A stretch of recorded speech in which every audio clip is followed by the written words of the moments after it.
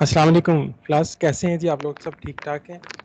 मुझे अल्लाह का शुक्र रिस्पॉन्ड कर दी आप लोगों को। अगर वासलाम सर, अल्लाह करम सर, आप सुनाए।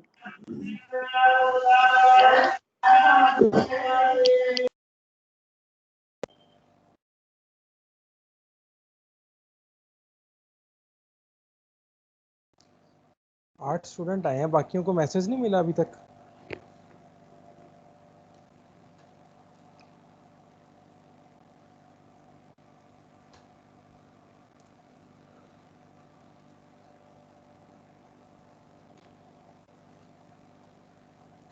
सो 2-3 मिनट वेट कर लेते हैं ताकि स्टूडेंट्स की तादाद कुछ हो जाए, देन हम स्टार्ट करते हैं, क्योंकि स्टार्ट पे कुछ इम्पॉर्टेंट इंस्ट्रक्शंस हैं वो आप लोगों से शेयर करनी है, क्योंकि उसके साथ ही हम अपने जो है ना वो कोर्स को प्रोसीड करेंगे इंशाअल्लाह। कुछ देर वेट करते हैं और स्टूडेंट्स अगर पूरे हो जाते हैं 2-4 मिनट में तो हम उसको कंटिन्यू करते हैं।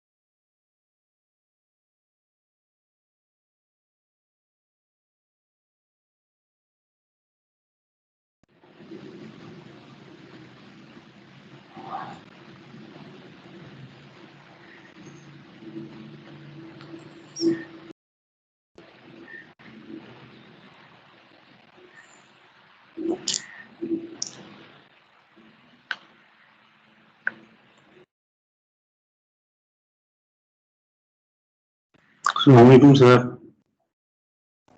वालेकुम अस्सलाम। बेटा शुरू करें। 13 स्टूडेंट्स हो गए हैं, बाकी फिर जो ना वो ज्वाइन कर लेंगे ग्रेजुअली। सो आप लोगों के साथ ये मैंने एक वर्ड का पेज शेयर किया हुआ है, उम्मीद है आप लोगों को ये नज़र आ रहा होगा। सो बेटा जी बेटा सर ये बच्चे हैं ना, एक कोई है क्लास में तो वो बार बार रिमूव कर देता था हमें पिछली क्लास में, तो नहीं इस बेटा, क्लास में ये इस क्लास में करेगा तो वो प्राइवेसी यूनिवर्सिटी लगाई है से सर ने। रिमूव हो जाएगा। आप बेफिक्र हैं, यहाँ पे ऐसा नहीं होगा। यहाँ पे कोई बच्चा ऐसी हरकत करेगा तो वो यूनिवर्सिटी से रिमूव हो जाएगा, बेफिक्र हो जाए। ठीक है सर। ये क्यूईसी ऑफिस से लाइव क्लास हो रही है, तो आप लोगों को इसमें ज़्यादा सिक्योरिटी होगी, आप बेफिक्र हैं इस मामले में।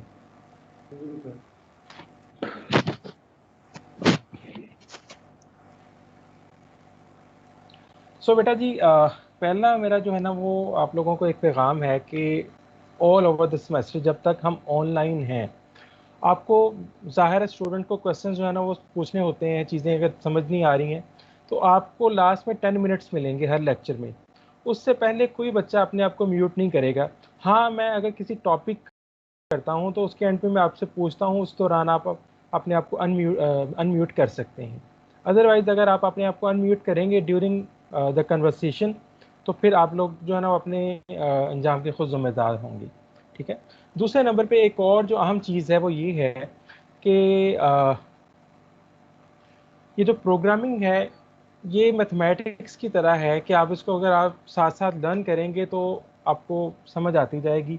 अगर आप कहेंगे कि जी हम इसको at the end of semester 2 दिन में कवर कर लेंगे या इस तरह करने की, तो फिर आपका वो जो है ना वो ये डी ग्रेड तक वो छलांग लगा लेंगे, फिर आप लर्न नहीं कर पाएंगे इसको। ठीक है, ग्रेजुअली हम ये लर्न करेंगे तो हम देखेंगे कि प्रोग्रामिंग जो है ना वो एक स्टेप बाय स्टेप प्रोसीजर का नाम है। ग्रेजुअली हम उसको अडॉप्ट लर्न करते जाएंगे तो वो हमारे अंदर एक बिहेवियर डेवलप होता जाएगा, एप्टीट्यूड डेवलप होता जाएगा, अदरवाइज हमारे लिए थोड़ी सी मुश्किल होगी। सो आज हमारा पहला लेक्चर है। आज के दिन में हम देखते हैं बहुत सारे स्टूडेंट्स जो है ना, मैं देख रहा था लिस्ट में, वो हैं जो मुझसे पढ़े हुए हैं ऑलरेडी, और कुछ नए चेहरे हैं इसमें, कुछ नए नाम हैं, उनको हम देखेंगे जब हम रेगुलर क्लासेस में आएंगे हम। सो मेरे ख्याल में बहुत सारे स्टूडेंट्स जो है ना वो फेमिलियर हैं इस क्लास के साथ। सो बेटा जी स्टार्ट करते हैं। पहले नंबर पे हम जो हमारा जो कोर्स है वो कंप्यूटर प्रोग्रामिंग का है। इसके आपको पढ़ाने के मुख्तलिफ मकासद हैं। पहले नंबर पे कंप्यूटर प्रोग्रामिंग हर कोर्स का हिस्सा होती है, इंजीनियरिंग हो, साइंस हो, मेडिकल हो, टेक्नोलॉजी हो, उसमें हम कंप्यूटर प्रोग्रामिंग पढ़ाते हैं। उसका बेसिक मकसद ये होता है कि ये आपके दिमाग को शार्प करती है। ठीक है, आपको चीज़ों को, प्रॉब्लम्स को सॉल्व करने का एक स्टेप बाय स्टेप प्रोसीजर देती है। दूसरे नंबर पे स्पेसिफिकली आपके कोर्स के लिए हमने जो डिज़ाइन किया हुआ है वो ये है कि जब आप मार्केट में जाते हैं, जब आप इंडस्ट्री में जाते हैं, तो आप एक एग्जेक्टिव लेवल की जॉब पे जाते हैं। अब वहाँ पे आपको एडमिनिस्ट्रेटिव लेवल्स की जॉब के अंदर आपको डाटे की मैनिपुलेशन की ज़रूरत पड़ती है, आपको डाटे के साथ वर्क करने की ज़रूरत पड़ती है। ठीक है, डाटे को मैनिपुलेट करना, डाटे के ऊपर, डाटे में से इंफॉर्मेशन को निकालना, ये आपका टास्क होता है वहाँ पे। तो अपने डाटे को, अपनी प्रोग्रामिंग के थ्रू आप मैनेज कर सकते हैं। जो चीज़ें हम यहाँ पे लर्न करेंगे वो आपको अपने डाटे को मेंटेन करने में बहुत ज़्यादा हेल्पफुल होंगी।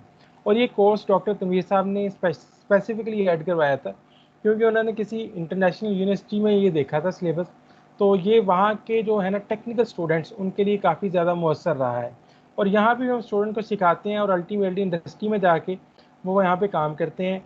मैंने देखा है कुछ गारमेंट के स्टूडेंट्स थे लास्ट ईयर में, उन्होंने अपने प्रोजेक्ट में इस कोडिंग को इस्तेमाल किया।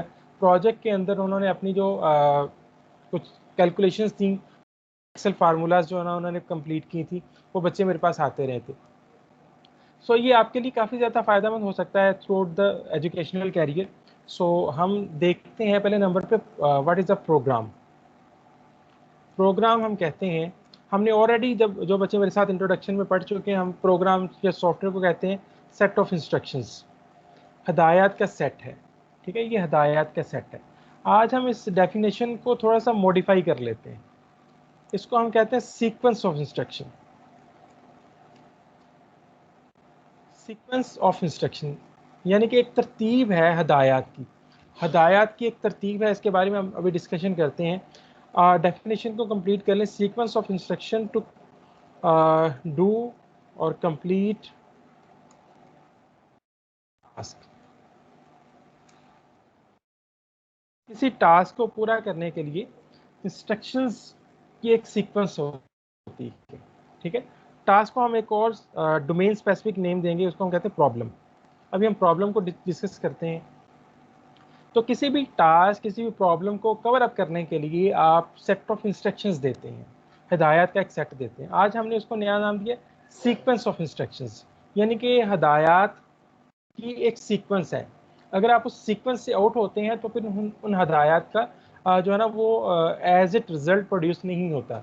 फॉर एग्ज़ाम्पल आप रेसिपी देखते हैं, फॉर एग्ज़ाम्पल बिरयानी बनाने की, तो उसकी एक सीक्वेंस है। अगर आप आउट ऑफ सीक्वेंस जाएंगे ना चीज़ें, तो वो बिरयानी नहीं बनेगी, कोई और चीज़ बन जाएगी। ठीक है, तो सेट ऑफ इंस्ट्रक्शंस को हम अगर सीक्वेंस ऑफ इंस्ट्रक्शंस कहें, फॉर एग्जांपल मैं आपसे कहता हूं कि जी आप सीधा जाएं, हाफ किलोमीटर ड्राइव करें, देन आप लेफ्ट साइड पे टर्न कर जाएं, लेफ्ट साइड पे आप 1 किलोमीटर ड्राइव करें तो आपके राइट साइड पे एक सिग्नल आपको नजर आएगा, आप उधर से टर्न करेंगे तो आपको AFC होटल नजर आएगा वहाँ। लेट्स सपोज ये सेट ऑफ इंस्ट्रक्शंस है, लेकिन इनके अंदर सीक्वेंस बहुत मैटर करती है। पहले आपने लेफ्ट लेना था, फिर आपने 1 किलोमीटर ड्राइव करनी थी, फिर आपने राइट लेना था।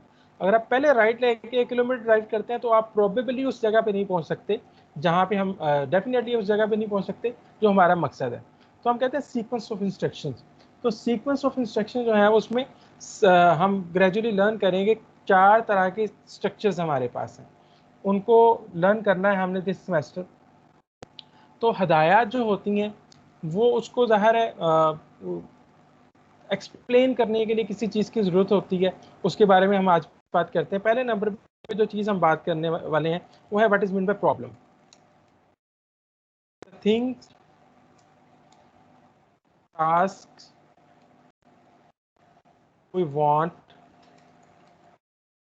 To be done from computer, वो चीज़ जो हम चाहते हैं कंप्यूटर हमारे लिए कर दे, दिस इज कॉल्ड प्रॉब्लम। ठीक है, प्रॉब्लम आपकी एक छोटी सी प्रॉब्लम हो सकती है, जिस तरह से हम दो नंबर्स को ऐड करना चाहते हैं, फॉर एग्जांपल 1 और 2, हमने 1 और 2 को ऐड किया तो 3 आंसर आना चाहिए। तो 3 आंसर जो है ना वो एक छोटा सा टास्क है, this is a problem. Similarly problem statement इससे ज़्यादा भी बड़ी हो सकती है। उसकी एग्जांपल ये है कि आप के बच्चों के ग्रेड कैलकुलेट कर दें, उससे ज़्यादा बड़ी हो सकती है हम चाहते हैं कि ऑनलाइन अटेंडेंस सिस्टम बन जाए, उससे बड़ी हो सकती है हम चाहते हैं कि यूनिवर्सिटी के तमाम एजुकेशनल एक्टिविटीज़ को हम ऑनलाइन कर लें। तो प्रॉब्लम स्टेटमेंट एक छोटी सी लाइन से शुरू होकर एक बहुत बड़े सॉफ्टवेयर प्रोजेक्ट तक आपको लेके जाती है। तो प्रॉब्लम आपको बताती है कि आपने प्रोग्राम की जो इंस्ट्रक्शंस है वो कैसे लिखनी है और इंस्ट्रक्शंस के अंदर क्या लिखना है। ठीक है, तो ये प्रॉब्लम को सॉल्व करना एक्चुअली प्रोग्रामिंग कहलाता है। Programming is actually problem solving. आप इसको कह सकते हैं थ्रू कंप्यूटर और कंप्यूटर लाइक डिवाइसेस।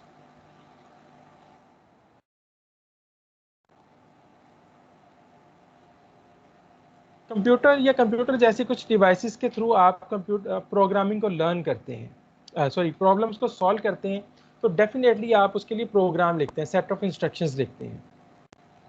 अब यहाँ पे जो दूसरी चीज़ हम लर्न करना चाह रहे हैं वो चीज़ है लैंग्वेज। हम प्रोग्रामिंग के ऊपर आते हैं, ग्रेजुअली हमने प्रोग्राम देखा क्या होता है, सीक्वेंस ऑफ इंस्ट्रक्शंस, हदायत का एक सेट है। ठीक है, और उनकी एक खास तरतीब है जो किसके लिए इस्तेमाल होता है, प्रॉब्लम्स को सॉल्व करने के लिए इस्तेमाल होता है। हम यहाँ पे बात करते हैं लैंग्वेज क्या चीज़ होती है। हमने बचपन से लेके अब तक मुख्तलिफ लैंग्वेजेस के ऊपर जो है ना वो वर्किंग की है। लेट्स सपोज हम घर में पंजाबी बोलते होंगे मे बी, और या कोई और लैंग्वेज पश्तो एट्सेट्रा जो स्टूडेंट्स हैं। फिर हमने अरेबिक लर्न की क्योंकि हम कुरान पाक पढ़ते हैं। फिर हमने इंग्लिश लर्न की क्योंकि हमने अपनी कोर्सेज उसमें पढ़ने हैं, हम उर्दू लर्न करते हैं। तो जब भी हम किसी लैंग्वेज को लर्न करते हैं, लैंग्वेज हमारे पास एक जरिया है अपने जज्बात ख्यालात को का इजहार करने का। ठीक है, अपनी चीज़ों को, अपने दिमाग के अंदर मौजूद चीज़ों को एक्सप्रेस करने का तरीका होता है लैंग्वेज। तो जब भी हम किसी लैंग्वेज को देखते हैं तो वो तीन चीज़ों के ऊपर मुश्तमिल होती है। पहले नंबर पे set of instructions, sorry set of alphabets होती हैं। अल्फ़ाबेट्स यानी कि ए बी सी हरूफ तहज्जी उसको कहते हैं, अली बे ते एट्सेट्रा। हर लैंग्वेज के अपने होते हैं। हम जब पुराने पाक को लर्न करते हैं हम उसके सेट ऑफ अल्फ़ाबेट सीखते हैं, अरबी। ठीक है, तो पहले नंबर पे किसी भी लैंग्वेज के अंदर जो सबसे इंपॉर्टेंट चीज़ होती है उसके सेट ऑफ अल्फ़ाबेट्स होते हैं। ठीक है, अब यहाँ पे कंप्यूटर लैंग्वेज की बात करेंगे तो कंप्यूटर लैंग्वेज के अंदर भी कुछ अल्फ़ाबेट्स होंगे। ठीक है, दूसरे नंबर पे हर लैंग्वेज के अंदर सिंबल्स होते हैं। ठीक है, हर लैंग्वेज के अंदर कुछ सिंबल्स होते हैं, उन सिंबल का एक मकसद होता है, हर सिंबल का एक मकसद होता है। ठीक है, अगर हम इंग्लिश की बात करें ना तो हमने एफएससी के अंदर जो पेपर सॉल्व करते हैं तो उसके अंदर हम पंक्चुएशन करते हैं। उसमें हमने ये लर्न किया होता है कि अगर आप किसी जगह पे फुल स्टॉप लगा देते हैं उसका क्या मकसद बनता है, कोमे की जगह को चेंज करते हैं तो उससे बात का मतलब चेंज हो रहा होता है। तो सिंबल्स जो होते हैं वो आपकी लैंग्वेज को एक सपोर्टिव मटेरियल के तौर पे काम करते हैं, जिसके बगैर आपकी लैंग्वेज नामुकम्मल होती है। जब तक आप सिंबल्स की प्लेसमेंट को नहीं ना देखते, क्वेश्चन मार्क कहाँ पे आना है, सेमी कॉलन कहाँ पे आना है, कॉलन कहाँ पे आना है, अपॉस्ट्रोफी कहाँ पे आना है, साइन ऑफ एक्सक्लेमेशन कहाँ पे आना है। ठीक है, मुख्तलिफ सिंबल्स है ना, मैं आपके सामने ड्रॉ करता हूँ। ये सिंबल है, फुल स्टॉप है, कोमा है, सेमी कॉलन है, सेमी कॉलन है, कॉट है, डबल कॉट है। ये सारे सिंबल्स हैं, इनके मकासद हैं, हर लैंग्वेज के अंदर इसका मकसद है। ठीक है, इसका मकसद है कि आपकी लैंग्वेज प्रॉपर तरीके से एक्सप्रेस कर सके, आपके दिमाग के अंदर मौजूद जो आपकी फीलिंग्स हैं या जो आपके ख्यालात हैं उसको, उसका इजहार कर सके। तो लैंग्वेज के अंदर सबसे पहली चीज़ उसके सेट ऑफ अल्फ़ाबेट्स होते हैं। जिस तरह से इंग्लिश के अंदर ABC है, उर्दू के अंदर हरूफ तहज्जी अलिफ बे ते एट्सेट्रा होते हैं। और यहाँ पे तीसरी चीज़ जो होती है वो उसको हम कहते हैं ग्रामर कह लें। आम लैंग्वेज के लिए नॉर्मल जो लैंग्वेजेस हम इस्तेमाल करते हैं, देखते हैं जब हम 5th-6th क्लास में आते हैं ना, हम इंग्लिश लर्न करना शुरू करते हैं तो हम उसके टेंसेस को लर्न करते हैं, present indefinite, past indefinite etcetera. तो वो टेंसेस जो है वो एक्चुअली उसकी ग्रामर है, ठीक है। तो ग्रामर जब तक हम लर्न नहीं करते हम किसी लैंग्वेज को लर्न नहीं कर सकते। फॉर एग्जांपल मैं कहता हूँ कि मैंने कल ये क्लास ले ली थी, तो ले ली थी के बजाय मैं कह रहा हूँ कि I will take this class, मैं ये क्लास लूँगा, तो इसका मतलब जो है ना वो टोटली ज़मीन आसमान का फ़र्क आ जाएगा इसके अंदर। तो जब तक हम किसी भी लैंग्वेज की ग्रामर को नहीं ना लर्न करते, हम उस लैंग्वेज को प्रॉपर तरीके से इस्तेमाल नहीं कर सकते अपने ख्यालात का इजहार करने के लिए, ठीक है। तो यहाँ पे हम उसको नाम देंगे सिंटैक्स। सबसे इंपॉर्टेंट लफ्ज़ है जो बार बार इस्तेमाल होगा, पेपर में भी इसके हवाले से क्वेश्चन आता है।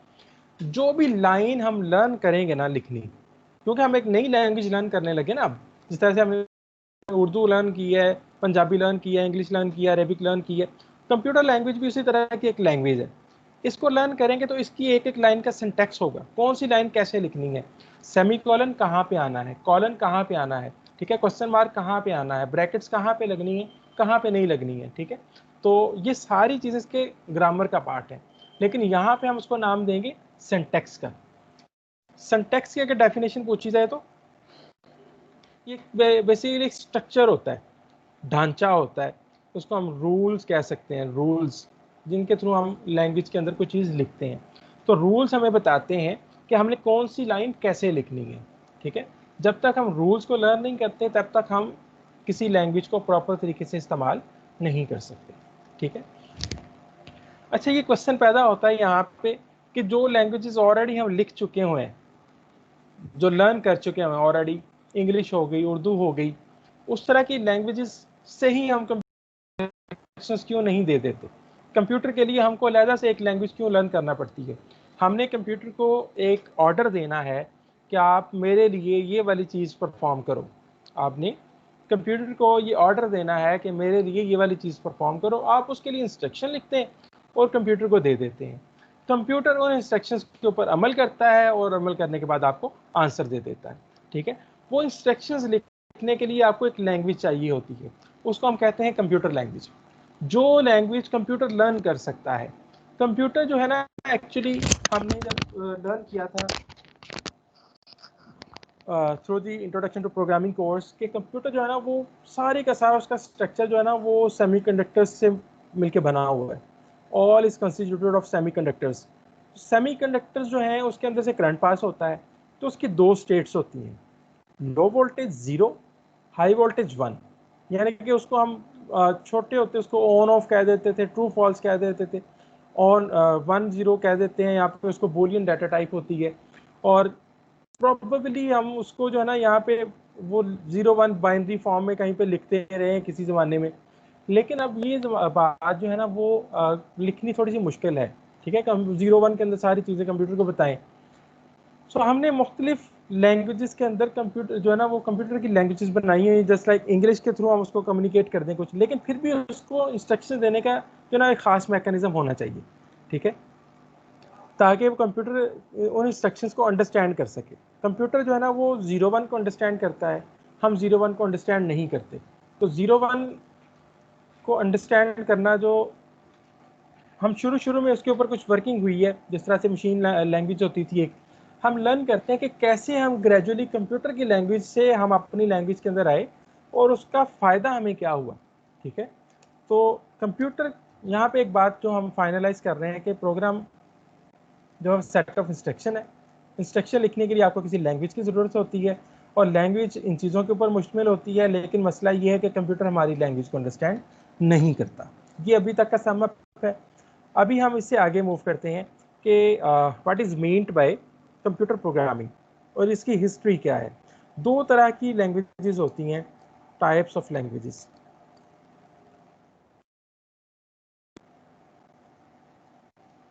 पहले नंबर पे हमारे पास आती है लो लेवल। तो लो लेवल लैंग्वेज वो लैंग्वेज होती है, ये वर्ड को बेटा जी मैं एज अ वाइट बोर्ड इस्तेमाल कर रहा हूँ, अगर मैं इसको सारे को इन अ पीपीटी डाल देता तो वो थोड़ा सा आपके लिए ना अंडरस्टैंडिंग मुश्किल हो जाती। तो हम इसको जो जो लर्न करेंगे यहाँ पे एज अ वाइट बोर्ड हम इस वर्ड को इस्तेमाल करते रहेंगे ताकि आपकी लर्निंग जो है ना वो आसान हो जाए, ठीक है। लो लेवल लैंग्वेजेस वो होती हैं near to computer,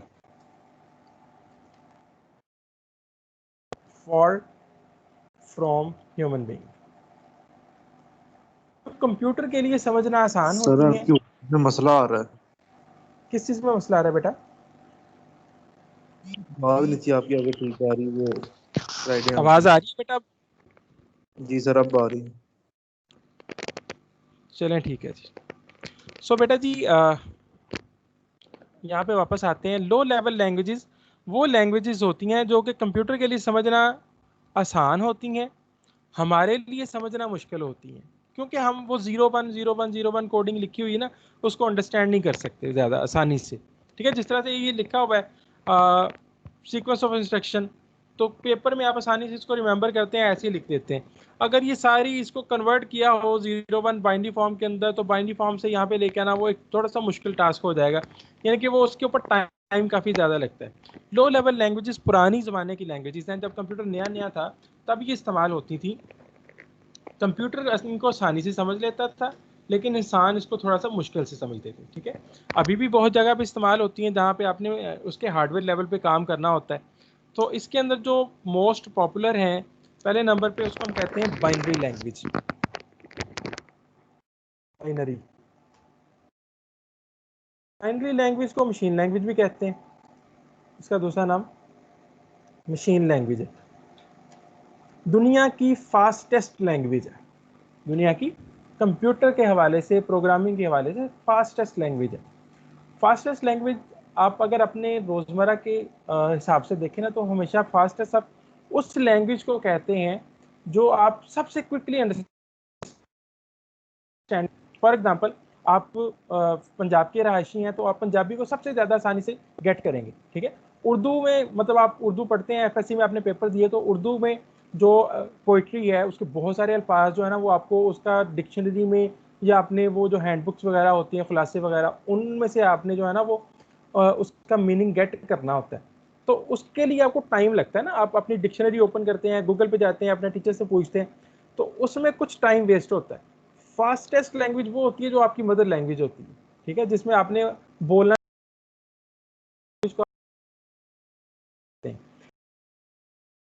fastest language क्यों? क्योंकि ये सारा कुछ 01 के अंदर लिखा हुआ है।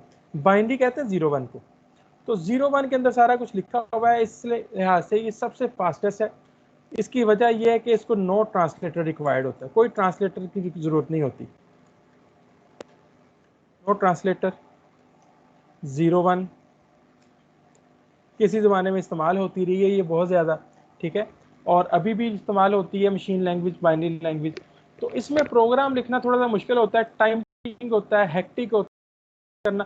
फिर अगर एक गलती आ गई, यानी कि आपने लिखना था ना 52, हमने इसकी बाइनरी बनाना सीखी है, फॉर एग्जाम्पल ये कंफर्म नहीं है, फॉर एग्जाम्पल इसकी बाइनरी बनती है ये। अब इसकी बाइनरी लिखते लिखते ना मैंने यहाँ पे ये जो 0 लिखा हुआ इसकी जगह मैंने 1 लिख दिया। पूरा प्रोग्राम 5-6 घंटे की मेहनत के बाद मैंने जब लिख लिया, उसके बाद मैं देखता हूँ कि रिक्वायर्ड आंसर आ रहा है, रिक्वायर्ड आंसर नहीं आ रहा।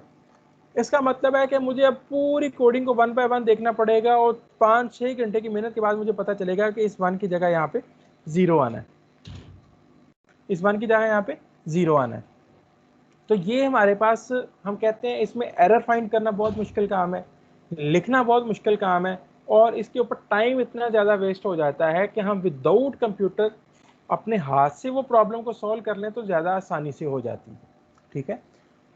हमने थोड़ी सी तरक्की की तो हमने एक और लैंग्वेज बनाई, उसको हम कहते हैं असेंबली लैंग्वेज।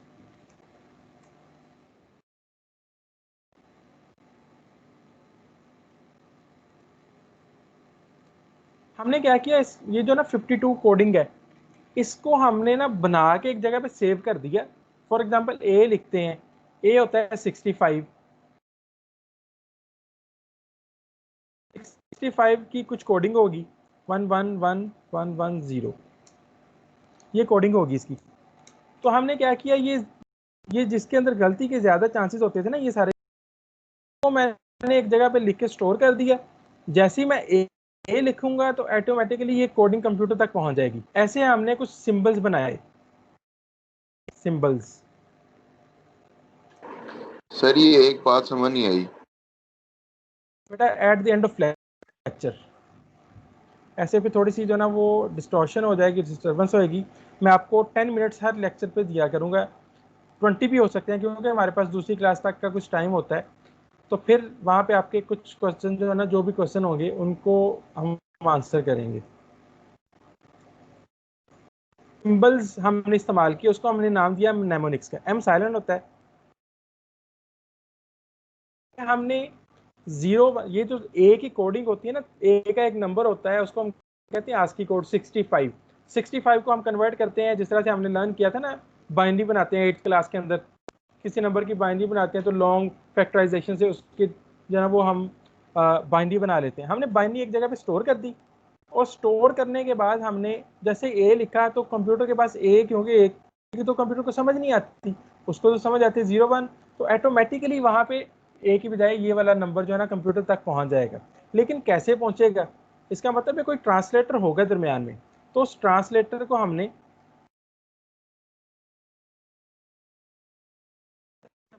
का नाम दिया। यानी कि एक सिंबॉलिक लैंग्वेज है, हमने सिंबल्स को इस्तेमाल किया। ये 1 स्टेप हायर थी बाइनरी लैंग्वेज से, प्रोग्राम लिखना आसान हो गया। पहले आप जब ए लिखना होता तो आपको ये नंबर लिखना पड़ता था, ठीक है।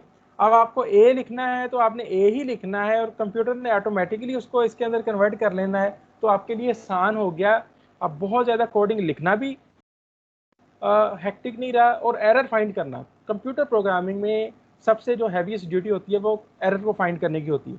तो एरर फाइंड करना भी आसान हो गया, ठीक है। तो ये 1 स्टेप नेक्स्ट थी, लेकिन इसके अंदर भी कुछ जो है ना वो अब कहेंगे जी ये लो लेवल है, लेकिन इंसान तो इसको समझ रहा है। जहाँ पे लिखा हुआ है ऐड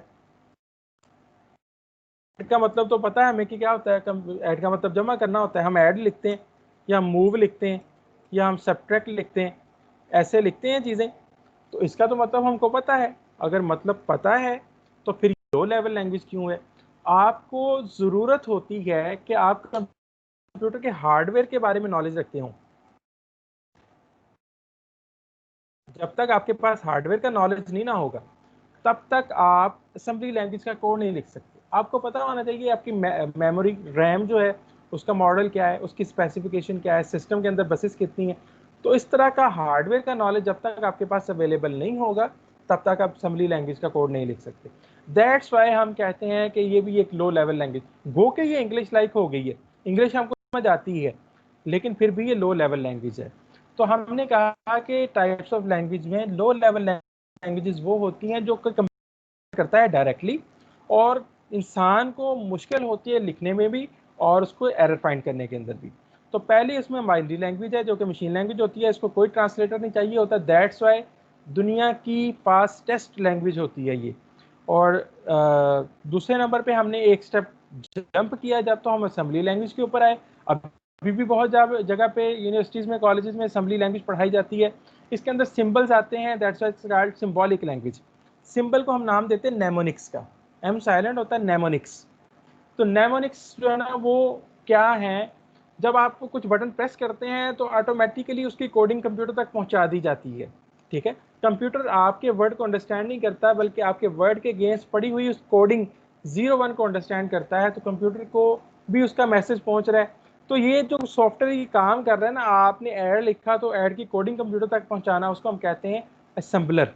एक्चुअली वो एक ट्रांसलेटर है जो कि आपकी बात को ट्रांसलेट करता है टू दी कंप्यूटर, ठीक है। अब हम आते हैं हाई लेवल लैंग्वेजेस की तरफ।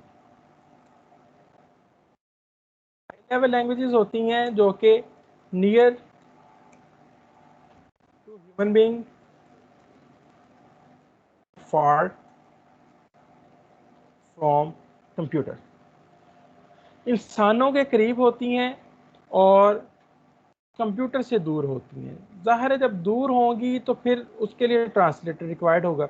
इसका मतलब है कि हायर लेवल लैंग्वेजेस जितनी भी हैं ये सारी की सारी ट्रांसलेटर ड्रिवन हैं। जब तक ट्रांसलेटर नहीं होगा तब तक ये कोई काम नहीं कर सकती। ट्रांसलेटर को हम लैंग्वेज प्रोसेसर भी कहते हैं, उसको हम मे बी अगले लेक्चर में स्टडी करेंगे कि ट्रांसलेटर क्या होता है, उसकी टाइप्स क्या होती हैं। अगर टाइम मिला तो आज के लेक्चर में इसको कर लेंगे। इसके अंदर कुछ कैटेगरीज हैं हमारे पास। पहले नंबर पे सीक्वेंशियल प्रोग्रामिंग है।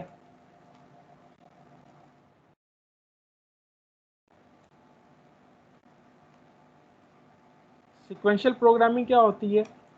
ये पुराने टर्म की जो है ना लैंग्वेजेस हैं, इसको हम 2G लैंग्वेजेस भी कहते हैं। इसमें सी आती है, सी लैंग्वेज AT&T बेल लैबोरेटरीज के अंदर बनी 1972 के अंदर, और ये बेसिक लैंग्वेज है। माइक्रोसॉफ्ट ने इसको अडॉप्ट किया सबसे पहले नंबर पे, इसका लाइसेंस गेट किया, और माइक्रोसॉफ्ट की जो प्रोडक्ट्स हैं वो इसके अंदर बननी शुरू हुई। तो आपकी जो विंडो अभी तक भी आती है ना, विंडोज़ 10 तक, उसकी कोडिंग जो होती है वो सी लैंग्वेज के अंदर मौजूद होती है। सिमिलरली कोबोल है, common business oriented language. Business की टर्म्स को इसके अंदर ऐड किया गया था, बिजनेस के मकासद के लिए इसको इस्तेमाल किया गया। पास्कल साइंटिस्ट के नेम के ऊपर रखी गई थी, पास्कल साइंटिफिक कैलकुलेशंस के लिए इस्तेमाल होती है। सिमिलरली विजुअल बेसिक इसके अंदर आती है, लेकिन हम यहाँ पे पढ़ेंगे वो इस कैटेगरी में नहीं आएगी। Pascal, COBOL and many other languages, ठीक है, ये सीक्वेंस के साथ चलती हैं। जिस तरह से जो पॉइंट्स लिखे होते हैं उसी सीक्वेंस में सारी की सारी चीज़ें रन हो जाती हैं। सीक्वेंशियल प्रोग्रामिंग कहते हैं इसको। दूसरी कैटेगरी इसके अंदर जो आती है वो हमारे पास होती है ऑब्जेक्ट ओरिएंटेड प्रोग्रामिंग। इसको हम कहते हैं OOP, ऑब्जेक्ट ओरिएंटेड प्रोग्रामिंग। तो ऑब्जेक्ट ओरिएंटेड प्रोग्रामिंग ये क्या चीज़ होती है? ये ऑब्जेक्ट्स के साथ डील करती है। एक्चुअली ये रियल वर्ल्ड प्रोग्रामिंग है। तो पहले नंबर पे हम देखते हैं what is mean bye an object. Object क्या होता है? ऑब्जेक्ट बेसिकली हर वो चीज़ ऑब्जेक्ट है जिसके कुछ प्रॉपर्टीज हों और जिसके कुछ फंक्शंस हों।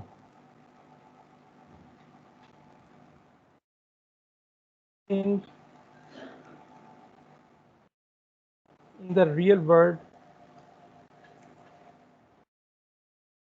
that have property and functions.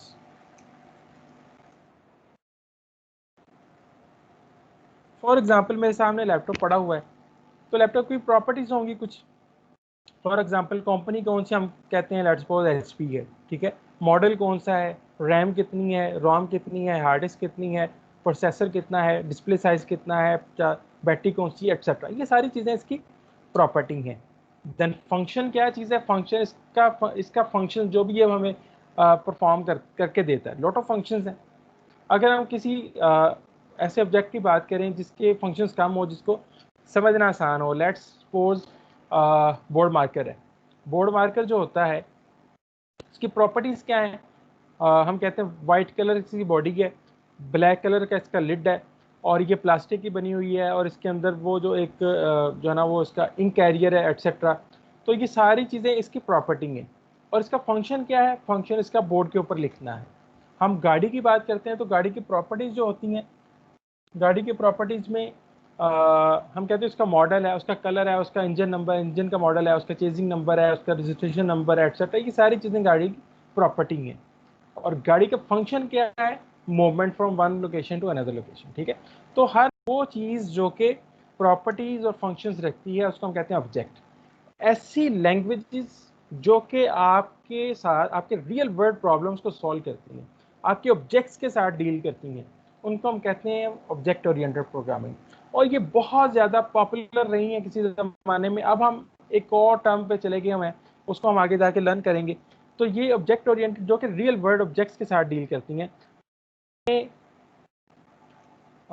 Most popular है वो सी है, F# रही है, जावा रही है, जिसमें आपका मोबाइल फ़ोन का ऑपरेटिंग सिस्टम बनता है।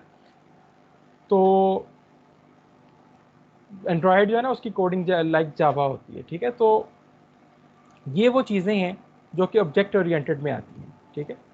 तीसरे नंबर पे हम जिस चीज़ की बात करने वाले हैं वो है इवेंट ड्रिवन।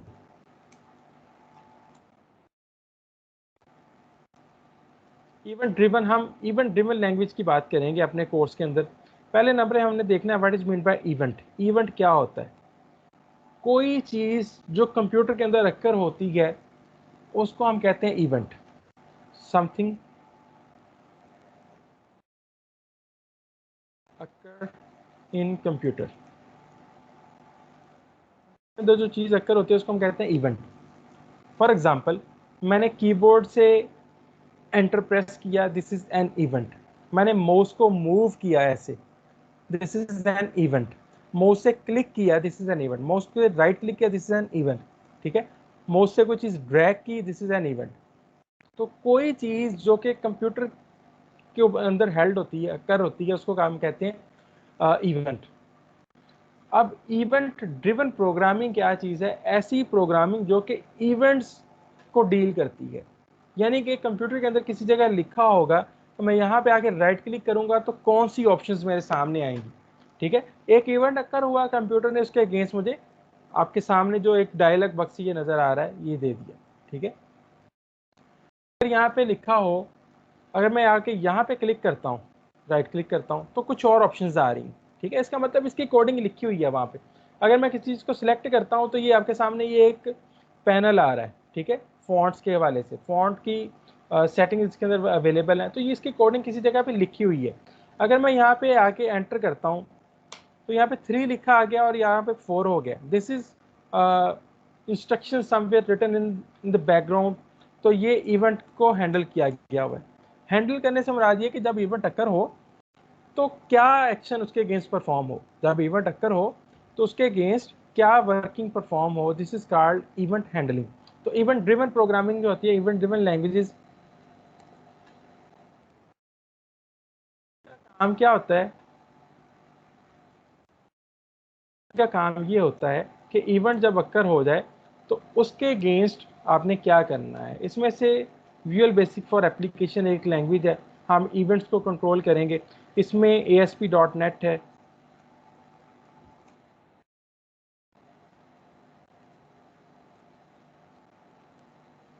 यहाँ पे एक और लैंग्वेज आप ऐड कर लें, C#। ठीक है, तो ये बहुत सारी इस तरह की लैंग्वेज है। यहाँ पे बहुत सारी आपको लैंग्वेजेस मिल जाएंगी जो बन है। तो अदर बहुत सारी लैंग्वेजेस हैं जिनके अंदर हम इवेंट ड्रिवन प्रोग्रामिंग लिखते हैं। इसके आगे एक और कैटेगरी आती है, हम जहाँ तक रहेंगे मेरे ख्याल में हमारे लिए सफिशिएंट है। तो हम टाइप्स ऑफ लैंग्वेजेस की बात कर रहे हैं, तो लो लेवल होती हैं। लो लेवल हम आसानी से नहीं समझ सकते, कंप्यूटर आसानी से समझ सकता है। हाई लेवल हम आसानी से समझ सकते हैं लेकिन कंप्यूटर उसको अंडरस्टैंड आसानी से नहीं करता, कर लेता है लेकिन कुछ ट्रांसलेटर वगैरह लगाने पड़ते हैं। हम जिस लैंग्वेज की बात करेंगे वो इवेंट ड्रिवन है। इवेंट ड्रिवन से मुराद जब माउस से कुछ क्लिक हो तो क्या हो, माउस से डबल क्लिक हो तो क्या हो, माउस मूव हो तो क्या हो, कीबोर्ड से एंटर प्रेस हो तो क्या हो, कीबोर्ड से कोई और एनी की, तो आपके सामने कीबोर्ड है 101 कीज लगी हुई हैं, कौन सी की प्रेस हो तो क्या चीज़ परफॉर्म हो, this is called event driven programming. तो ये हमारे पास इवेंट्स को लेके चलती हैं। तो हमने अपने प्रोग्राम के अंदर विजुअल बेसिक फॉर एप्लीकेशन को लर्न करना है, हम यहाँ पे लाई करते हैं। तो इसके अंदर डेफिनेटली ओप का कॉन्सेप्ट नहीं होगा, ऑब्जेक्ट ओरिएंटेड का कॉन्सेप्ट नहीं होगा।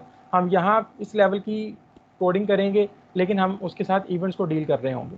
ठीक है, होल्ड अ मिनट, मैं एक कॉल अटेंड कर लूँ, बंद होगी। आप लोगों के जो क्वेश्चन है आप लोग मुझसे पूछ सकते हैं बेटा जी, जो आप लोगों के क्वेश्चन हैं आप मुझसे पूछ सकते हैं। सर ये जो आपने C## और C∪# लिखा है, ये C++ और C+ है ना? जो C++ है और F++ है और आगे F# आती है।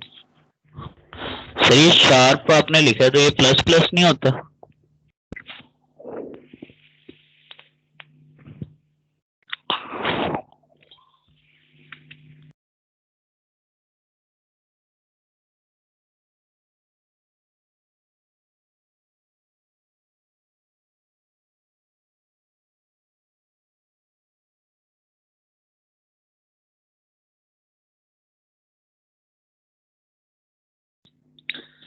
सर आवाज नहीं आ रही आपकी। सर आपकी म्यूट है सर।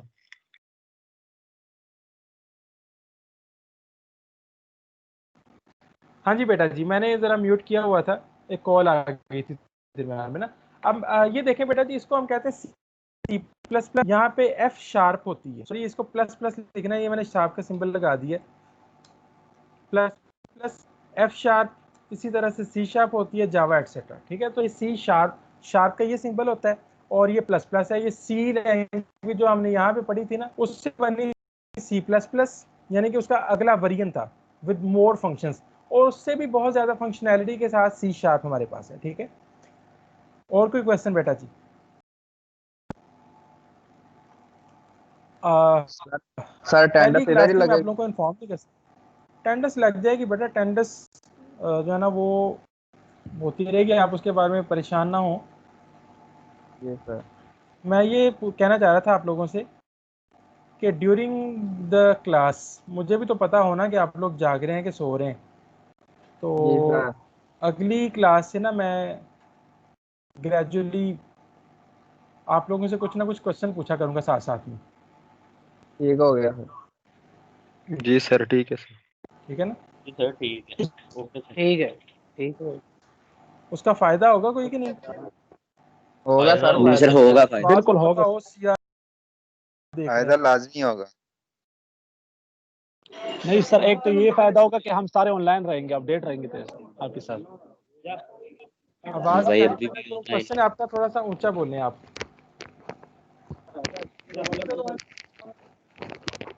आवाज नहीं आ रही बेटा, कि कोई क्वेश्चन है तो थोड़ा सा ऊंचा बोलें। नहीं ये सर कोई क्वेश्चन नहीं है। जी चलिए जी, अगले लेक्चर से ना आपको थोड़ा थोड़ा साथ में, ये मैं अटेंडेंस देख रहा हूँ, अगले लेक्चर में आप लोगों से क्वेश्चन हुआ करेगा साथ साथ ना। ओके। बेहतर हो गया सर जी। ठीक है, और ये जो हम साथ साथ पढ़ रहे हैं ना, मैं आपको ना विजुअल बेसिक फॉर एप्लीकेशन की एक बुक है, वो मैं अभी आपके सीआर के थ्रू कम्युनिकेट करता हूँ। और ये जो हम पढ़ा करेंगे ना, ये पेज जो होगा, ये वाला जो हमने व्हाइट बोर्ड के पेज इस्तेमाल किया है, ये भी आपसे शेयर कर दिया करें बेटा। ये म्यूट कर दिया करें जब आपकी पीछे से आवाज़ आ रही होती है ना, डिस्टर्बेंस जी क्रिएट सर ये होती ठीक है। जी सर ये दोनों भेज दें। ये चीज़ें आप लोगों से शेयर हो जाएंगी, अभी मैं ग्रुप में शेयर कर देता हूँ। जी बेहतर हो गया सर जी। ओके सर जी। Okay sir. अल्लाह हाफ़िज़ सर। अच्छा जी, इस क्लास में तो किसी ने किसी को रिमूव नहीं किया? किसी बच्चे को ऐसी शिकायत है? नहीं सर। नहीं सर, किस नहीं सर। करके तो देखें जरा, किसी को मैंने अल्लाह अटेंडेंस का लगा शुक्र दी है, है जी, इस क्लास में नहीं हुआ। करके तो देखें जरा, होता है कि नहीं? सर इसमें रिमूव कर, जो बंदा रिमूव करता है यार उससे कहो कि किसी को रिमूव करके देखे। करके देखें जरा, होता है कोई रिमूव कि नहीं आपसे? सर ये दूसरे आप टीचर को भी बता दें इस तरीका। हाँ सर ये सर, ये अभी वसी ठीक है करता सर, है। आपके क्लास में कोई रिमूव नहीं हुआ। सर ये तरीका दूसरे टीचर को भी बता दें। करके देखें, होता ये है। सर ये डॉक्टर शायन करो एक बार। सर बाकी टीचर को भी बता दे कि वो भी यही सॉफ्टवेयर इस्तेमाल करें, लड़के वो फिर हो नहीं सकता है करेंगे। उन्होंने जानबूझ के ऑप्शन रखी हो ताकि एक दूसरे को कर दें आप। मैं ऐसे ही उनको बता सर है ये सर, वैसे सर शैतानी के उसको लिए पता करते नहीं हैं था सर, ये और सर। भी शायन क्लास नहीं है की आप सर। लोगों सारे की यकीन करें, पिछले लेक्चर में कोई समझ नहीं आई, 200 दफा म्यूट किया होगा सर। मेरा सर दर्द सर कर ये गया। सर जी हमारे सीआर हमेशा ऐसे ही करते हैं सर, रिमूव कर देते हैं। नहीं जनाब, ऐसी बात नहीं है, जो रिमूव करेगा फिर वो खुद भी रिमूव होगा। सही है। ये सारा जरूर उससे रिमूव कर मैं तो दिएगा चाहता सर। हूँ क्लास की बच्चों की तादाद कम हो जाए। जी सर। हाँ, कि ताकि नहीं समझ सही आए जी सर सर। फिर ज्यादा समझ नहीं, आएगी, ताकि समझ पेपर ज्यादा चेक आएगी करने सर। आसान हो जाए।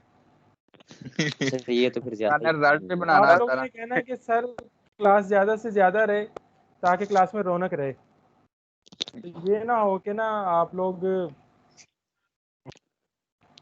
कम होते जाएं ग्रेजुअली। तो ये मुझे रोना पता के है तो बड़ा क्लास से चली गई है एरिया सर, है अभी तो जहाँ ऑनलाइन है सर। पे मेरे पास रिकॉर्डिंग भी अवेलेबल होती है इसकी।